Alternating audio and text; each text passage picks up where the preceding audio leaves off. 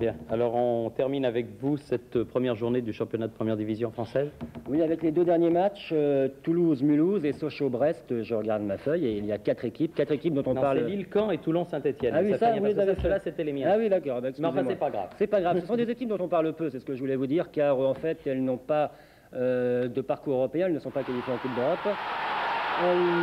À Lille, qui recevait Caen, l'entraîneur Georges Laine s'est reparti en Belgique, remplacé par Jacques Santini. Côté joueur, à noter le départ du Belge Desmet ainsi que de Zapia et du gardien Lama. Ce dernier sera remplacé par Nadon, international espoir, qui vient de Guingamp, tandis que Pelé finalement est resté. Pour Caen, peu de départs mais beaucoup d'arrivées. Signalons celle du Bordelais De Wilder ou bien du Messin Rio, des milieux de terrain. Signalons encore le renfort du défenseur Péan ou de Perrard, absent à Lille. Lille où le premier tir est signé Anglema après 7 minutes de jeu, mais bel arrêt de Montagnier, le gardien de but de Caen.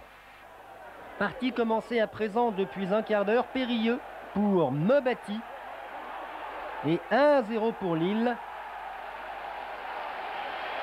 Lille qui aurait même pu faire le break un petit peu plus tard sur ce coup franc. Mais Montagnier est encore à l'arrivée. 1-0 donc pour Lille à mi-temps. Et une erreur, puis une faute commise par Thomas dès le début de la seconde période. Monsieur Rideau donne un pénalty à Caen, transformé par Domergue. Mais apparemment, parce qu'un joueur de Caen est entré dans la surface avant le tir, Domergue doit recommencer.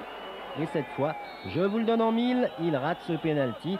Il a écrasé son tir. Caen ne reviendra plus. Et la suite est un festival Abedi-Pelé, comme ici, où le ballon circule bien. Un ballon qui va donc parvenir à l'attaquant africain de Lille, lequel, d'une manière spectaculaire, tente une pichenette qui rase les buts normands.